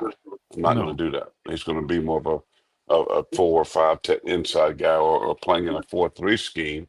Now, if you play in a true 4-3 scheme, he can be a true defensive end. But is he talented as a young high school player? Absolutely. But I'm sitting here, I looked at the tackles he went up against. It was just like, hey, let me open the floodgates for you. Just run around me and set. So that's what he's been facing. Now he's got to learn how to play. I haven't seen anything how well he plays with his hands, getting off blocks, somebody that really can challenge him. I haven't seen that in the tape. Now, so if I look at a guy like this, and I say if I'm going to compare him to a real manly dude, that guy will be Jadeveon Clowney, right? He's the best high school defensive player with that type of size, 6'5", 6'6", can run, and I mean, he hurt people, right? This guy's not even in the ballpark of this type of guy. I mean, yeah, he might look like it frame-wise, but when I talk about being a dog-wise, Jadeveon Clowney could do anything. I mean, he had a full beard. He was a grown man. And the physicality along with the athleticism was tremendous. I just don't see him being that type of football player. I don't. So can he be serviceable and good? Yes. Is there a ton of other kids in the country, in Alabama, and surrounding states, probably just as talented? Yeah, may not have the same length and size, but I promise you, just as good of a football player. So stop worrying about an 18-year-old when they decide to go to school. Take a chill pill, put your pom poms down in your basement, and eat you some fried chicken or some barbecue and relax. Wow. Fried chicken and put some palm down. That's something I'm gonna carry with me all weekend. That is just so poetic, Corey. I don't know where else to go, Corey, on that. Oh yeah, for sure. Monday, take care of Ellis. He owes me money. He can't get hurt at Alabama days Monday. Okay, going through them drills. He owes me When 38 cents. Is I want my it money. Monday? Is it Monday that he's coming up here? Yeah, I think it's the 4th. Okay, good. Yeah. All right, good. Yep, you got some I'll money make sure for I'm you. out there. No. Well, Ellis, I don't know if you were on the show that day, but Ellis said they're doing a deal with Alabama where they invited some of their subscribers to come do some football drills or something. So Ellis is going to be on campus. Allegedly. Yo, Ellis, you better sit your tail down. No. I mean, Ellis be For 38 cents. Okay, he owes me 38 cents. I want my money. You take care of him, Kristen. I'm gonna take care of him, but I'm gonna put in the work first. Now, I mean, Ellis is tough. He can handle it. I think he can handle it. Tom, you have a great weekend, man. Stay cool, man. It's hot outside. Yep. All right, man. Y'all too. Talk See to you, y'all Tommy. later. Roll Take Tide. care, buddy. Yes, sir. Roll Tide. Two-time Tommy from Romulus, Alabama. You know, it's funny you say that. Like, don't like. I know exactly what you're saying because when I first watched his tape, again, he's definitely, I mean, a good football player. I mean, very athletic for his size. For a guy who's 260, running around, doing everything. I mean, he would be a stud to have, to put at different spots and different packages. And I think, to me, he looks raw. I mean, I think his upside is really high. But the way people were talking about him were as if, like you said, I mean, like the dudes that you're referring to, like when you mentioned like Clowney, like this is different. I feel like this guy's development could be interesting. I mean, he looks like he has upside to be somebody really special. I can see him kind of having a ceiling as, a good SEC guy, but not like, you get what I'm saying? Mm-hmm. Like, it just doesn't scream like he's going to be John Allen or something like that. You know what I mean? Like, I'm not saying that because he didn't commit here. I'm telling you guys just straight up. I'll tell you if I thought he was. Yeah. I'm just saying there's a lot of other recruits out there that I can go find a highlight tape and mimic that all day long. Right? You know what's funny? We had one guy who was like a 4-star. He didn't commit to us, but he ended up committing to Florida. I would argue that his tape was a little bit more impressive to me. Now I think this guy's ceiling is much higher. But guys, we're about to hit this break. Tell me the guy's name. Who was that guy that the other defensive end ended up committing to Florida? Let me know in the chat. I'm gonna pull it up so I can show my dad. He's from Texas. I think he went to Keelan Russell's high school. Anyway, I'll pull it up during the break. When we come back, we keep rolling on the phone lines 205-342-9904. Quick timeout. We'll be right back.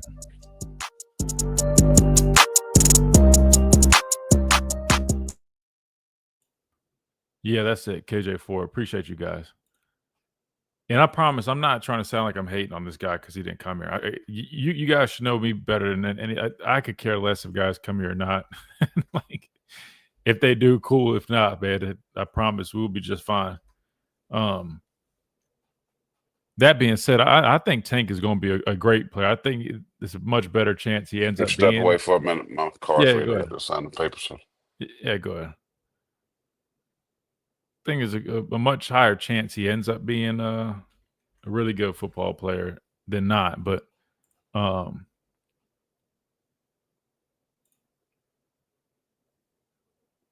let me pull up this guy real quick. Now, again, I think Tank's – wait, I'm about to mix him up. Yeah, KJ Ford, Tank. Okay.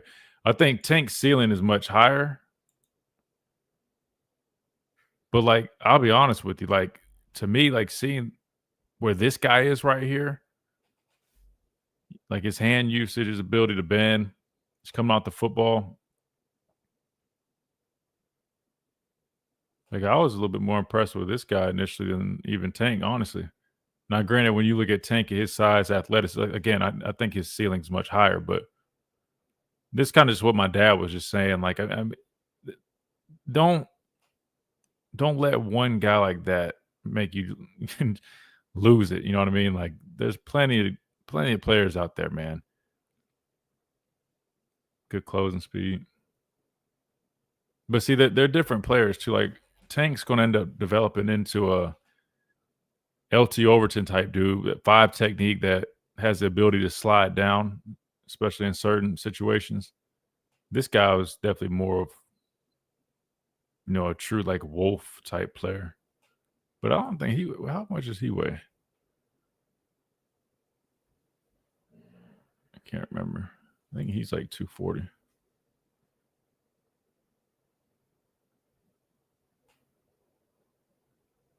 But that kid we got out of Mississippi don't look too bad either. I do think it would have been a nice pairing though if you had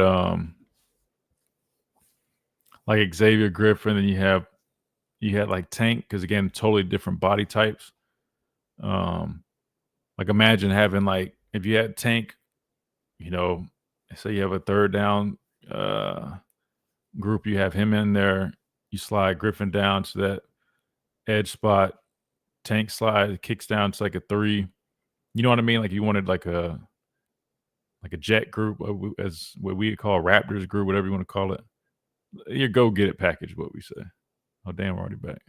9611. Again, that's Brian Harding Construction at 205-752-9611. This is Miller's Edge on Tide 100.9.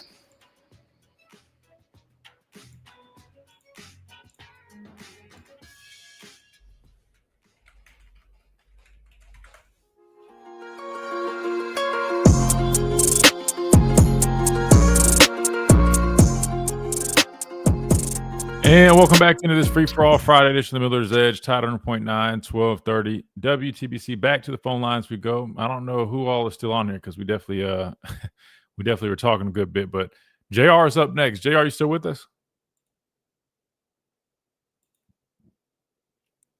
Chase, did he drop? I believe so. I think he dropped. Okay, no worries. Who was after him? Was it Smitty? Is Smitty on there? Yeah, we have Smitty next. All right, good deal. Smitty with us? What's going on, gentlemen? There he is. What's up, Smitty? What's up? I don't know your dad's still on the phone, but I thought about Pastor Miller when my 3 nephews start sending me Bible scriptures all of a sudden, and I called my sister and asked her, do they know something? I don't know. What's going on? Oh, now he really got me worried, Chase. He said that they're sending him scriptures, then he got disconnected. He good? He'll circle back, I imagine. So dang, I hope he's good though. That was kind of cryptic. He said all that. So they started sending Bible studies. He didn't know what was up. And he got disconnected. All right, let's all right, he's back on here. All right, Smitty, you back with us? You all right, brother? Yeah, I'm good, man. Hey, I was like, what's going on here, man? I know you had me worried for a second. I'm like, dang, maybe they did know something. I hope he's straight. Yeah, I know. But you got, with this whole Tank, Tank David, Tank Jones, I'm sorry. There's so many Tanks out there. Yeah. I'm like, guys, they act like this is a funeral. They like the Pope died. Has it been bad? I hadn't seen too much. Have people been, QD said people really been on them. Have they been on them a lot online? Yeah, I've seen that online and stuff, and I'm thinking to myself, hey, everybody has the right to go to school wherever you want to go. And me, I'm from Montgomery, Alabama, but I didn't want to live in Alabama anymore. So I understand where he's coming from. And everybody has their, look at how many kids from Georgia who are highly rated don't play in Georgia, who don't even have them on their list. True. They want to go somewhere else. And I just think that, I listened to you and your dad was talking. I don't know if Pastor Miller's still there, but the thing I think a lot of fans got to understand, and I'm just a fan, offensive and defensive line are crazy developmental positions because I think just about every highly rated offensive lineman was a tackle. Then he ends up playing center or guard, Sure. And people don't understand with pass rush, you just watch it, peep it. Correct me if I'm wrong here. your hands are just as important as your speed. If I remember, if you correct me if I'm wrong there. Yeah, no, And in your terms of fundamental. development, yeah, no, 100%. And that's why, like, high school, there's going to be guys that are going to be a little bit further along in terms of that development, especially nowadays. You see a lot of guys work with trainers and stuff. So, I mean, you still want to make sure you're paying attention to the basics, right? Stature, right? I mean, does he have the height? Does he have the length?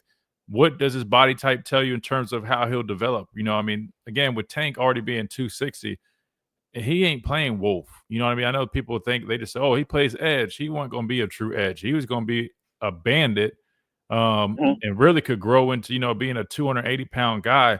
You could see him really working inside, then working out, a little bit of both. Get what I'm saying? But you're right. In terms of the next step, yeah, you got to connect the dots. You can have that stuff going for you, but you got to be able to utilize it.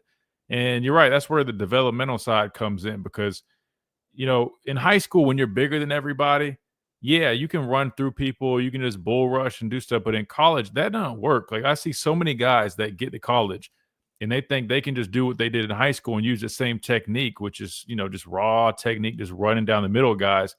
And it does not work. Because why? You're now rushing against a 6'7", 360-pound tackle in Caden Proctor. You think he's just going to move out the way? You know what I mean? So you got to learn how to use your hands. You got to learn how to use leverage and all those little tricks and techniques to beat the guy in front of you. So you're right. Development is a huge piece. Yeah, it did. I know people try NIL and all this stuff, right? I've always said the immediate eligibility from the portal's the issue. Because he can't poach if the guy. He's not going to spend big money if the guy can't play next year. Right. Sure. And I think the problem is it's like people just don't want to admit the problem. When they say it's unsustainable, these coaches and athletic directors need to be transparent. Guys, we're asking regular, everyday people to take money out of their pockets like we do with third graders when they sell chocolate bars. After a while, if things get tight, we may not be able to get that money from these people. It's like, why is it so hard to just say that? And my other thing is, there are plenty of schools out there with big money boosters, but you also have to have the want to spend that money. And like your dad was saying, Oregon spent more than Ohio State last year. Ohio State still ran through them like a hot knife through butter. So there's no guarantee. And so if like a school like Ole Miss who spent a lot of money, who went all in, and they didn't even make the playoff, all those big money guys are going to be so excited to open those pockets up the next season. True. That's true. Yeah, I mean, and it really is like you said, the money part of it just gives you a better chance, right? And it gives you a better chance at landing some top guys. And typically, again, we know that stars don't matter in terms of telling the whole story. But if you want to go off a numbers game, I think it is like, 5 stars to have it's like a 60% or something of 5 stars end up at least, get an opportunity at playing in the NFL. So obviously, if you look at it from a numbers perspective, down the road, it does work out a little bit better for those highly rated guys. And that's what money allows you to do. So like you said, it's not a guarantee, but it does give you a little bit better of a chance to land some guys that, have a better chance of making an impact. But you still got to have the development. You still got to have the coaches, and you still got to have a number of other things for it to work. But like I said, I look, it's 17-year-old getting offered 7 figures. I don't want to get Marlon Humphrey right now, but I'm going to be, you guys know me. I keep it honest with you. If I was going back in time and Oregon offered me and I'm just making this number up. It's not his number, but Oregon offered me $1.2 million, and other schools like Alabama, Georgia were offering me like $500,000 or $600,000, like literally less than half. Quack. And again, right. You know what I'm saying? Again, that's not the situation with him. I don't know the numbers, but I will say, if it was me going back in time, I'm just going to be completely honest with you guys. I might have been wearing an Oregon jersey. And I think if anybody's real with themselves, they probably would say, well, I know it's easy as an Alabama fan just to say, oh, why would my dream was always played out. And I get that, that a lot of people still probably would consider that. But when you're talking about double or something crazy like that, some lucrative offer, and you don't know what else is included, could it include a house deal or cars, whatever, man, you just got to be honest with yourself, man. At 17, you guys probably would probably be thinking the same thing. Yep. And my last thing, and thanks for taking my call. And one, I'm a WWE fan also, and WWE Unreal is a good show. But you notice those guys who get those buses, they don't get it first contract. They get the second contract after they've proven themselves. And I think that's where the revenue sharing could have helped. Where it's like, hey, you're a freshman, y'all get this. Sophomores, y'all prove yourselves, juniors, seniors. Because I think when people think about it, we got college kids that have more freedom of movement and financials than professionals. Patrick Mahomes cannot stick up the Chiefs of money. You can't even hold out in the NFL anymore. And if they don't want to trade you, they don't have to trade you. And I think that they may have to end up becoming employees of collective bargaining. And people may say if they go on strike, you only got 3 or 4 years of eligibility. Are you willing to blow a season? You get what I'm saying? And, so I think that what happens is these ADs, these coaches, have got to be honest and say why stuff is unsustainable. What is it? Because the messaging is bad and people thinking that, okay, the coaches want to keep the money for themselves. But no, it just needs rules as coaches have rules. And I think if you have rules, things will be safe, be good. And I don't begrudge any kid for going to school where he wants to go because it's his life. And if he's happy, I'm happy. I'm just happy he gets to get an education at least. But you have a good one, Christian. Oh, you too, brother. I appreciate you, man. Good deal, man. Always good stuff from Smitty. And he likes WWE, man. Love that. Now, he's got a lot of good points with that. We'll see if they get anything figured out. Before we go to break, real quick, the highlights I've been playing, these are highlights from an Alabama commit. It's Jamarian Matthews, I think is his last name. Guys, why don't you all put me on him? All y'all talk about is tank. You got this guy committed. I'm not going to lie to you. That was my first time watching his tape. He's a good football player. I mean, I'm going to be completely transparent with you. I mean, he has some of the best tape for an edge guy that I've seen out of all the guys we've watched. I didn't even realize we had that guy committed. I know we watched a guy from Mississippi, but that dude, he's from Alabama. I can't remember what city or town it is, but he's a good player, man. So moral of the story is, man, don't be sweating one guy. I mean, this guy might not be rated as high, but I argue, I mean, this guy, he could be a sleeper in this class. I mean, his numbers look crazy right here. Said he had 17 sacks, but you turn on the tape, man, that dude he can rush the quarterback. He's got some juice to him. I like it. All right, we got to hit timeout. We come back, wrap things up for this Free For All Friday right here, Tide 100.9, 1230 WTBC. Oh, and I need to tell you guys, talk with our buddy Reagan from R&R Cigars. They've got something big in the works that they're going to break it here on the show next week. So make sure you guys on the lookout for that. But speaking of R&R, if you're in the market for those premium cigars, make sure you check out R&R Cigars right here in Tuscaloosa, 2703 Gary Fitz Street. If you're looking for a place to go watch football, NFL's back, preseason's back. You've got college season coming up right around the corner, man. The best place to go watch sports, enjoy nice cigar, nice drink, over 160 bourbons to choose from, wraparound porch, TVs throughout. You can't beat it. Great environment, great people. You got to go check it out if you haven't already. 2703 Gary Fitz Street, plus the website rnrcigars.com. You can go place all your orders right there. Use that code Miller's Edge to get 20% off your order today. Don't miss out on those deals. Code Miller's Edge, again, rnrcigars.com. Again, that's R&R Cigars, the official cigar provider of Alabama football since 2014. Quick timeout. We'll be right back.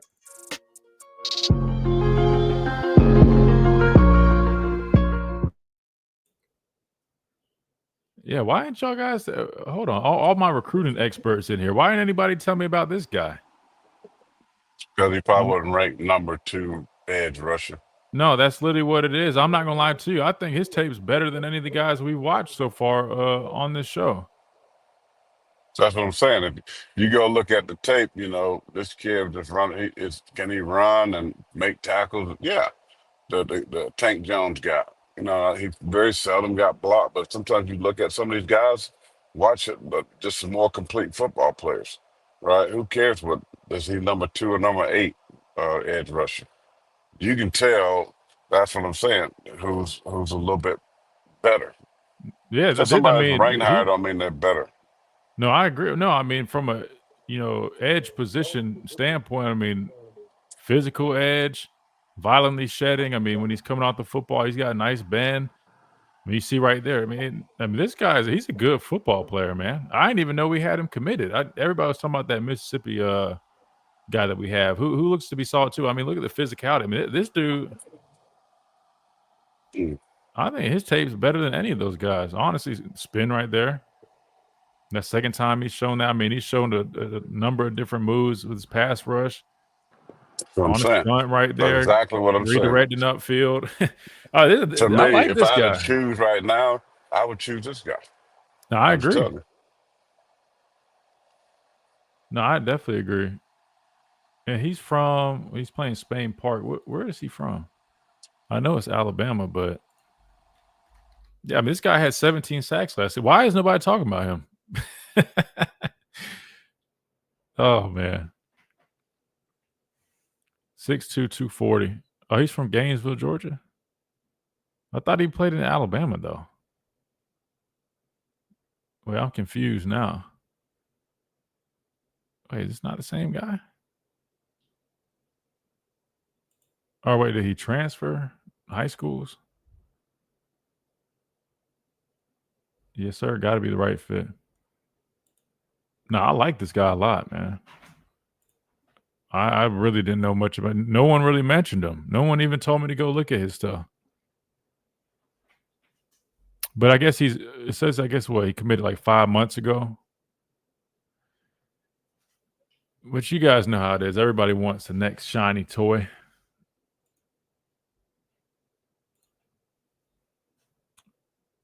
Okay, he transferred. Nah, this dude's a good player, QD.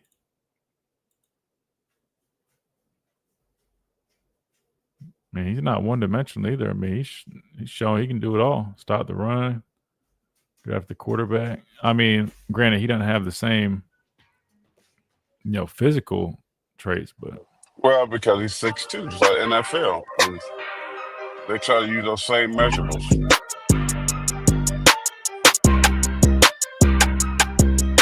And welcome back into this free-for-all Friday edition of Miller's Edge, Todd 100.9, 1230 WTBC. We're talking initially about Tank, and then we started looking at some of these other guys. One guy who's already committed, he's been committed to Alabama that nobody seems to be talking about, but I'll be honest with you, has probably some of the best tape that I've seen from anybody in this class from the edge position. That's Jamarian Matthews. Nobody brought his name up. So that's who that is, Dwight. It's Jamarian Matthews. He's committed to Alabama, has been committed, but nice get off. I mean, just bullying the tackle right there. Shown a number of different moves, beating guys off the edge, good bend, nice counter spin, sets a physical edge. Now he's not the highest rated guy, and he's not, physically. I mean, his stature is probably not the most impressive, when it comes to being 6'2", 240. I mean, it's kind of like my dad was saying, NFL same way. I mean, they're gonna get big eyed over a 6'5" edge guy versus a 6'2" guy, but. Sometimes, I mean, if a dude can play football, he can play football. But that being said, let's see. I think we got one more. Is Ellis on? Yeah, we got Ellis on the phone lines. Let's get to him before we wrap things up. Ellis, you with us? Yes, sir. There he is. Ellis, so Monday. Hey, Ellis. What's up, Ellis? I told my dad. Am I right in my understanding that Monday is the day that you'll be out here running through some drills in Tuscaloosa? Yes, sir. Running some drills down there in Titletown. All right, now do you have your cleats ready? I mean, let's make sure. Let's go through the checklist. Hold on, let's go through the checklist, Ellis. Ellis, do you have your cleats? I have no cleats. I got a good pair of tennis shoes. Oh no, Ellis. We need some cleats, brother. You got to have some traction, brother. We can't have you slipping and sliding. Now, is it going to be on in the indoor? Is it going to be on like the actual grass practice fields? Do you know? Indoor. Yeah, I figured it was going to be in the indoor. You might be able to get away a little bit better in the indoor with some tennis shoes, but we want as much traction as possible. Did they tell you what type of drills you might be doing? No. All right. No worries. All right, we'll get you taken care of. It just said that you could run some drills if you wanted to, and I thought, I'll give that a try. All right. Well, we'll definitely. Alice, is your insurance paid up? Oh yeah, life insurance and all that. Okay, good. I gotta get Good. in shape. I gotta get in shape. I owe Tommy at 38 cents, and I can't let him catch me. Yeah, I need you. What I need from you this weekend, Ellis. I know there's been like heat advisory and it's hot, so be careful. But I need this weekend. I need you to go hike, jog, whatever you need to do to get your heart, your pumping, your blood flowing, get you ready for Monday. Because I'm gonna be out there. I'm gonna bring a whistle and everything. I'm gonna put you through it. I'm gonna put you through some drills. I'll be ready. All right, I'll be ready. All right. But again, Please, just make somebody sure you please be good. video this. Please. Please video that. I cannot wait to see it. Because I'm not trying to prophesy on you, but I just don't see this working out too good. I mean, Now, have you stretched, Ellis? So you have a good stretch routine? Oh yeah, I stretch before. I walk every day, so I stretch. I stretch a little bit before I walk. No. Ellis, let me just tell you this. When you do these drills, walking ain't gonna help you. Walking ain't gonna help you because these types of drills, these are fast twitch drills, right? So your muscles are firing, your hamstring is firing. Man, that thing, your hamstring pop or your kid, it's gonna look like there's been a sniper somewhere that shot you. That's how fast you can. So you better be careful, man. Yeah, Ellis, I'm not gonna lie to you. We might need to do a very good dynamic warm up stretch before we get the. You know what? I trust Alabama. If they're going to be offering this to fans, they don't want to get sued. There has to be some type of protection there for you guys to stretch. Well, the protection is no. The protection is A you're waiver? going to have to sign a waiver that says we are not responsible for any medical anything. They're going to let you just go out there without no protection. Yeah, I hope, I really pray I don't have to see you in Jeff Allen's hands at the end of this drill, Ellis. Hopefully we walk away. No, I'm a tough old man. I can handle it. Now I know you're tough, fellas, but trust me. I mean, if that hamstring pops, it's gonna make a coward out of all of us. I know when mine blew like a tire on I-85 against Oklahoma and Kyler Murray, and when I tell you, I don't wish pain on anybody, man. I remember I was just screaming at the trainer, just get me off this blank field, because it was the weirdest feeling. It's like it feels like the worst cramp you've ever had. And it's like it's so I could not straighten my leg and I couldn't bend my leg. Oh man. Anyway, that's not gonna happen though, because we're gonna get a nice good warm up first. So don't worry, Ellis. Well, it's about like I get these cramps in my legs every now and then. Multiply that by 20, Ellis, and then it's gonna get into it's gonna get up in your gluteus maximus in your booty. And when that thing up in your butt, because I'm telling you right now, every little move you make, squeezing your cheeks gonna hurt. Yeah, we're gonna avoid any pulled hamstrings. No, we're not. We can't afford any pulled hamstring. Don't worry, Ellis. Please, somebody video. We'll get it. Hey, worst case. Worst case, my dad might have to do the show for me for like a little while I'm up there recording this. I would laugh for 2 hours. I would laugh for 2 hours straight. Ellis, well, we got to make room. We got to get out of here. I'll see you Monday now. Be ready. Yes, sir. Roll Tide. Roll Tide hamstrings. Lord, I pray to God Ellis makes it out these drills. Oh, it can't be that bad. I'm gonna take care of them. Appreciate everybody, man. And we come back Monday. We'll have Saturday's practice recap, first padded practice, all that good stuff. Hope you guys have a great weekend. This has been the Miller's Edge, presented by the Good Feet Store, America's Art Sport Experts. We'll see you guys then.